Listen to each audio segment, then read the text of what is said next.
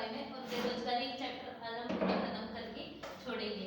यानी बेरोजगारी क्या होती है, और ये 11th यानी 11th में अगर इंडियन डेवलपमेंट जो बुक है वो है, या फिर 12th में है, तो वो 12th के लिए भी पर्पज, 12th के पर्पज से भी ये पूरा होगा, और साथ में 11th के पर्पज से भी ये पूरा होने वाला है, और कंपटीशन के लिए तो यूजेबल होने ही वाला है। तो ये सभी के लिए है। और आपने अभी तक मेरे चैनल को सब्सक्राइब नहीं किया तो गाइस प्लीज सब्सक्राइब कीजिए, क्योंकि आपके एक सब्सक्राइब, एक लाइक की वजह से मुझे मोटिवेशन मिलता है, ताकि मैं आपके लिए अच्छी अच्छी वीडियोस आगे टाइम में बनाते रहूँ। तो आज हम पढ़ने वाले हैं बेरोजगारी के बारे में। किसके बारे में पढ़ने वाले हैं, तो आज हम पढ़ने वाले हैं बेरोजगारी के बारे में। तो बेरोजगारी से रिलेटेड आज देखते हैं कि बेरोजगार किसे कहते हैं। सबसे पहला वर्ड है बेरोजगार किसे कहा जाता है। बेरोजगार किसे कहा जाता है, या कौन हमारे यहाँ पर बेरोजगार कहलाता है। तो बेरोजगार व्यक्ति किसे कहा जाता है, तो उसे कहा जाता है जो कार्य करने की इच्छा रखता है, यानी जो कार्य करने की क्या रखता है, इच्छा रखता है, इच्छुक होता है, कार्य करने के इच्छुक है, और साथ में योग्य भी है। इच्छुक और योग्य का मतलब क्या होता है कि वो काम करना चाहता है, उसका मन है काम करने का, और साथ में वो कैपेबल और योग्य भी है। कैपेबल योग्य का मतलब होता है कि उसके पास उतनी योग्यता, उतनी ज़्यादा शिक्षित या उस लेवल में उतनी स्किल है, फिर भी उसे काम ना मिले, फिर भी उसे क्या ना मिले, तो फिर भी उसे अगर काम ना मिले तो वो बेरोजगार कहलाता है। क्या कहलाता है, बेरोजगार कहलाता है। जब कोई भी व्यक्ति जो भी प्रचलित दर होगी, प्रचलित दर मतलब आज जो दर चल रही है उस पर कार्य नहीं मिल रहा है उसे, लेकिन वो कार्य करने के इच्छुक भी है और योग्य भी है, तो वो क्या कहलाएगा, तो वो बेरोजगार कहलाएगा।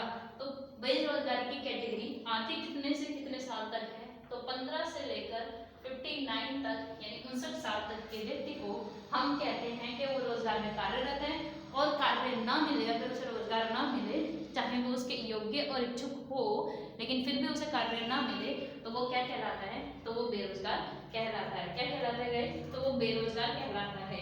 ठीक है, तो क्या कहलाता है, वो बेरोजगार कहलाता है। बेरोजगारी के प्रकार को समझे हम, इसे इसे हम क्या कहते हैं, इसे हम जनसांख्यिकीय लाभांश मानते हैं।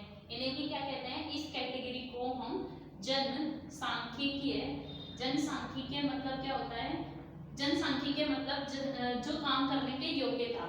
जनसांख्यिकीय, जनसांख्यिकीय लाभ, लाभांश या लाभ का हिस्सा, ये क्या करते हैं, इन्हें माना जाता है कि ये हमारी इकोनॉमी को चलाने में और हमारी इकोनॉमी को बढ़ाने में योगदान देते हैं, यानी ये सहायता करते हैं हमारी इकोनॉमी को चलाने में।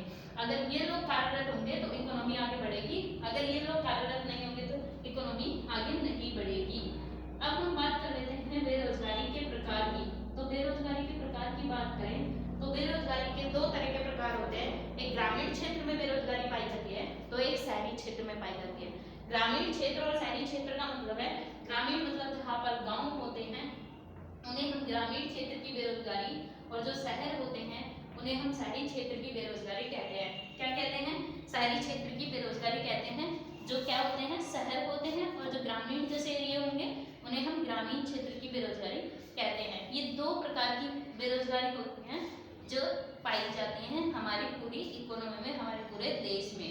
तो ग्रामीण क्षेत्र की बेरोजगारी में मौसमी बेरोजगारी आती है और दृश्य बेरोजगारी आती है। कौन कौन सी आती है, तो मौसमी बेरोजगारी। कौन सी आती है, मौसमी बेरोजगारी, मौसमी बेरोजगारी। दूसरी आती है हमारी अदृश्य, अदृश्य या हम इसे छिपी हुई, या हम इसे प्रच्छन्न भी बोलते हैं। ये तीनों नाम किसके हैं, अदृश्य बेरोजगारी के हैं। और तीसरा जो आती है हमारी इस क्षेत्र में, तीसरी बेरोजगारी जो देखने को मिलती है वो है हमारी खुली या अनैच्छिक बेरोजगारी। कौन सी होती है, वो है हमारी खुली या अनैच्छिक, मतलब इच्छा के अनुसार ना होना बेरोजगारी। ठीक है, ये तीन तरह की बेरोजगारी हमारी कहाँ पाई जाती है, तो ये तीन तरह की बेरोजगारी हमारे ग्रामीण क्षेत्र में देखने को मिलती है। जबकि वहीं अगर हम शहरी की बात करें तो औद्योगिक बेरोजगारी, शिक्षित बेरोजगारी और तकनीकी बेरोजगारी देखने को मिलती है। तो इन्हें हम डिटेल में आज हम पढ़ने वाले हैं बेरोजगारी चैप्टर में। तो यानी इनके बारे में आज हम डिटेल कवर करने वाले हैं, कौन कौन सी होती है मौसमी और कौन सी होती है शहरी और कौन सी होती है हमारी शिक्षित बेरोजगारी। तो देखते हैं हम आगे बेरोजगारी के प्रकार में। मौसमी बेरोजगारी। कौन सी है पहली हमारी? मौसमी बेरोजगारी। पहली है मौसमी बेरोजगारी। मौसमी बेरोजगारी का मतलब होता है मौसम के अनुसार। तो देखो ये सबसे पहले पाई कहाँ जाती है? तो ग्रामीण क्षेत्र में। और ग्रामीण क्षेत्र में भी किस सेक्टर में सबसे ज्यादा पाई जाती है? तो कृषि सेक्टर में सबसे ज्यादा पाई जाती है, यानी कृषि में सबसे ज्यादा ये बेरोजगारी देखने को मिलेगी। जब हम फसल बोते हैं, चाहे आपने गेहूं की फसल बोई हो, चाहे आपने चावल की फसल बोई हो, चाहे आपने और कोई फसल बोई हो, इन सब फसल का क्या होता है? एक सीजन होता है। सीजन मतलब एक मौसम होता है, उस मौसम में ये बोई जाती है और उसके बाद काट दी जाती है। मान लो 6 मंथ तक ये बोई गई। कब तक? 6 मंथ तक। 6 मंथ के अंतर्गत ही इन्हें बो भी लिया आपने, काट भी लिया आपने, ठीक है, ये सारा काम करके फिनिश कर दिया। अब बचे हुए जो, क्योंकि हमारे साल में 12 महीने होते हैं, 6 महीने आपने ये बो दिया, बचे हुए 6 मंथ जब आपको कुछ आता नहीं सीजन के अलावा बोना, तो आप क्या रहोगे? आप रहोगे बेरोजगार, यानी आपके पास क्या नहीं रहेगा?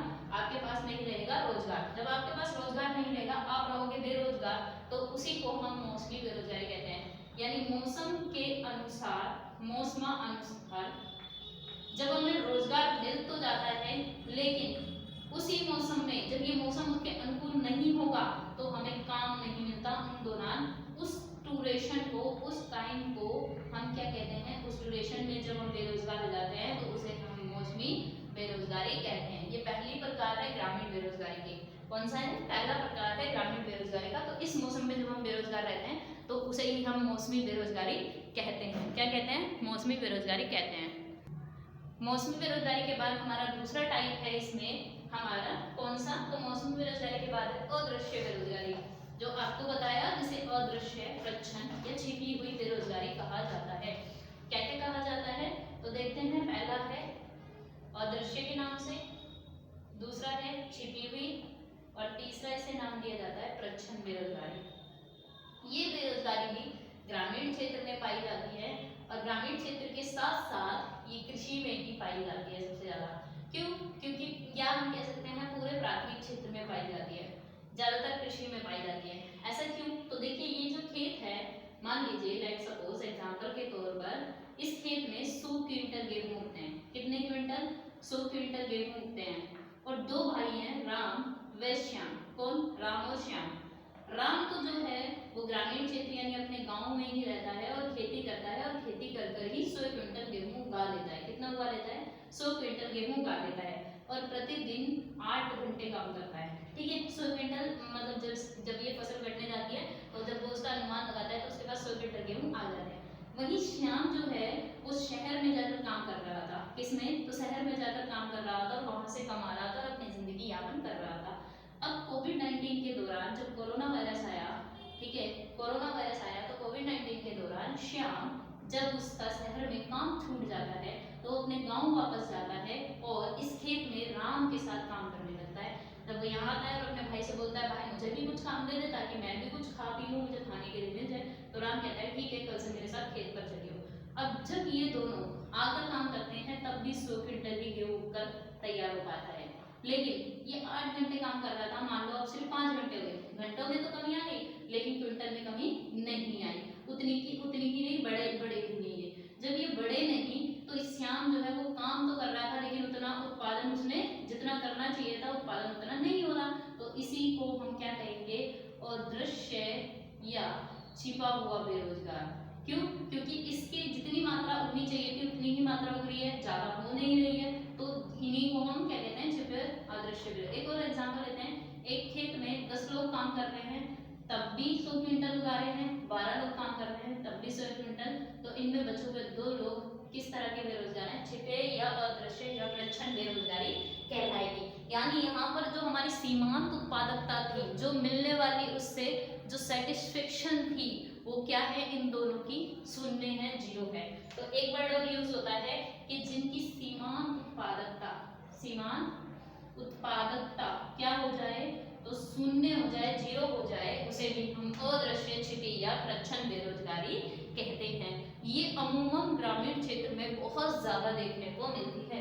ग्रामीण क्षेत्र में क्योंकि रोजगार बहुत कम होता है तो कृषि में ही सारे लोग, एक फैमिली के सारे लोग कार्यरत हो जाते हैं। जबकि देखा जाए तो एक फैमिली के कुछ लोग मिलकर भी उतना ही उत्पादन कर रहे हैं जितना कि फैमिली के सभी लोग, तो इसीलिए वहाँ पर छिपी और प्रच्छन्न बेरोजगारी बहुत ज़्यादा पाई जाती है। अगली बेरोजगारी बड़ी अनैच्छिक बेरोजगारी में क्या होता है, इसमें जहाँ काम करने के इच्छुक और योग्य लोग होते हैं, अनैच्छिक बेरोजगारी, बेरोजगारी। ये थर्ड प्रकार इसका है, ग्रामीण क्षेत्र का ही है, ठीक है, ग्रामीण कृषि में ही मतलब ग्रामीण बेरोजगारी में ये पाया जाता है। यहाँ पर लोग काम करने के क्या है, इच्छुक हैं, जिस भी स्थिति में वो रह रहे हैं बस वो काम करने के इच्छुक हैं, इच्छा के साथ साथ काम करने की इच्छा के साथ साथ वो योग्य भी हैं, यानी वही कि वो काम करना चाहते हैं और काम करने के इच्छुक भी हैं, लेकिन उन्हें जो है काम नहीं मिल रहा है।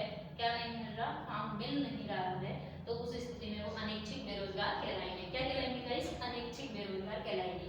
तो ये तो ग्रामीण क्षेत्र की बेरोजगारियां थी जो समाप्त हो गई हैं। अब हम चलते हैं शहरी क्षेत्र की बेरोजगारी के तरफ। इस पर चलते हैं तो अगला टॉपिक जो है वो है शहरी क्षेत्र की बेरोजगारी।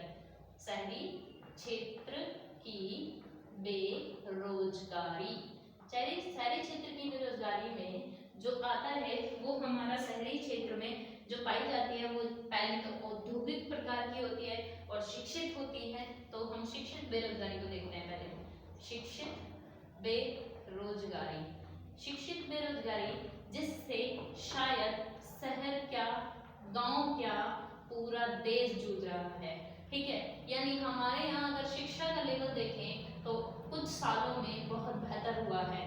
इन सालों में जो शिक्षा का लेवल बेहतर हुआ है, शिक्षा का स्तर बढ़ा है, लेकिन उसकी अपेक्षा अगर हम रोजगार देखें तो रोजगार उस लेवल पर नहीं बढ़ा जिस लेवल पर बढ़ना चाहिए। अब रोजगार जब उस लेवल पर नहीं बढ़ा तो क्या होता है, हम शिक्षा लेकर निकलते हैं और शिक्षा लेकर निकलने के बाद हमें रोजगार प्राप्त नहीं हो पाता। जब रोजगार उस स्तर पर प्राप्त नहीं होता तो हम क्या कहलाएंगे, बेरोजगार कहलाएंगे। तो इसे ही हम शिक्षित बेरोजगारी कहते हैं। यानी शिक्षा तो मिल रही है लोगों को, लेकिन शिक्षा के जितना स्तर मिल रहा है, शिक्षित होने के बाद भी अगर वो कमा नहीं पा रहे तो वो रोजगार मतलब वो शिक्षा किस काम की जिसके बाद भी अगर वो रोजगार यानी अपनी आजीविका नहीं चला पा रहे। तो उसी में शहरी क्षेत्र सबसे ज़्यादा लेवल पर इससे प्रभावित है, क्योंकि शहर में कृषि वगैरह तो होती नहीं कि अगर चलो शिक्षा लेने के बाद अगर नहीं मिला, जॉब वॉब नहीं मिली तो हम क्या कर लेंगे, हम अपना काम कर लेंगे, खुद के काम में लग जाएंगे। लेकिन जब शिक्षा भी नहीं होती तो क्या करते हैं, जब शिक्षा नहीं मिल पाती तो शिक्षा जब मतलब शिक्षा ना मिले तब तो ठीक है, लेकिन शिक्षा मिलने के बाद भी इंसान बेरोजगार है तो वो बेरोजगारी शिक्षित बेरोजगारी कहलाती है। यानी सब कुछ होते हुए, शिक्षित होते हुए भी उसे रोजगार नहीं मिल रहा, रोजगार प्राप्त नहीं हो रहा, तो किस प्रकार का बेरोजगार है, तो वो शिक्षित बेरोजगार है, यानी इसे हम शिक्षित बेरोजगारी कहते हैं। अगली बात है तकनीकी बेरोजगारी, जो शहरी क्षेत्र में बहुत ज्यादा पाई जाती है। तकनीकी तौर पर जो बेरोजगारी पाई जाती है शहर में या शिक्षित होने के बाद फिर तकनीकी बेरोजगारी, तकनीकी बेरोजगारी में क्या होता है, एक एग्जांपल लेते हैं। जैसे जब हम बात करें लगभग 1-2 साल पहले की, तो 1-2 साल पहले जब कार्य जो सारा हुआ करता था वो क्या होता था, मैनुअल काम ज़्यादा हुआ करता था। मैनुअल का मतलब है कि इंसान जो है हाथ से कुछ ज़्यादा काम किया करता था, लेकिन वही धीरे धीरे क्या हुआ, देखो जब तुमने मैनुअल काम किया, मैनुअल काम तो हाथ से होता है, लेकिन धीरे धीरे जैसे ही इसकी जगह कंप्यूटर ने ले ली, कंप्यूटर आ गया, तो कंप्यूटर क्या, ये लोग जो पुरानी प्रथा पर काम करते हुए आ रहे थे मैनुअल, उन्हें कंप्यूटर चलाना नहीं आता था, तो क्या ये लोग रोजगार रहेंगे, इनके पास रोजगार रहेगा, तो उनके पास रोजगार नहीं रहेगा। अब किन्हें ले लिया जाएगा, तो उन्हें ले लिया जाएगा जो ये कंप्यूटर चलाना जानते होंगे। यानी हम कह सकते हैं नए नए युवा जो कि कंप्यूटर सीख कर आएंगे वो इस वर्ग में काम करेंगे, और जो पुराने तौर पर काम कर रहे थे मैनुअल टाइप में, ये लोग क्या हो जाएंगे, तो ये लोग हो जाएंगे बेरोजगार। तो इसी को हम तकनीकी बेरोजगार कहते हैं। यानी देश में जब नई नई टेक्नोलॉजी, नई नई चीजें या नई नई प्रौद्योगिकी आने लगती हैं, तो वो लोग जो पुराने धर्रे पर काम कर रहे थे या पुराने तरीके से काम कर रहे थे, वो लोग उस टाइम बेरोजगार हो जाते हैं, यानी उनको रोजगार नहीं मिल पाता है। और जब उनको रोजगार नहीं मिलता तो वो तकनीक के कारण क्या हो जाते हैं, तकनीक के कारण वो बेरोजगार हो जाते हैं, यानी उन्हें रोजगार प्रोवाइड नहीं होता। और इसका एक और और था औद्योगिक बेरोजगारी, औद्योगिक बेरोजगारी। तीसरा टाइप था किसका, शहरी क्षेत्र में औद्योगिक बेरोजगारी, यानी उद्योगों में बेरोजगारी। देखो उद्योगों में भी अब धीरे धीरे नई नई टेक्नोलॉजी आती जा रही है, नए नए प्रकार के इंस्ट्रूमेंट, नए नए प्रकार की मशीनें जिन्हें फैक्ट्री में ज़्यादातर यूज करते हैं, जिसका एग्जाम्पल है सबसे बड़ा MNCs कंपनीज। आपने देखा होगा MNCs कंपनीज क्या नहीं करती, जो मानव काम करते हैं उस पर बिलीव ना कर जो तकनीक काम करता है, जो मशीन काम करती है, उन पर ज़्यादा बिलीव करती है। इसको देखकर हमारे उद्योग भी धीरे धीरे इन्हीं के धर्रे पर चलते जा रहे हैं, जिसमें मानव का उपयोग जब ज़्यादा नहीं होगा तो मानव को रोजगार नहीं मिलेगा। जब मानव को रोजगार नहीं मिलेगा तो उसके पास आय नहीं आएगी, आय नहीं आएगी तो वो अपना जीवन निर्वाह नहीं कर पाएगा, और जीवन निर्वाह नहीं करेगा तो वो खर्चा नहीं करेगा, खर्चा नहीं करेगा तो उत्पादन बढ़ भी जाएगा तो उसका कोई फायदा नहीं होगा।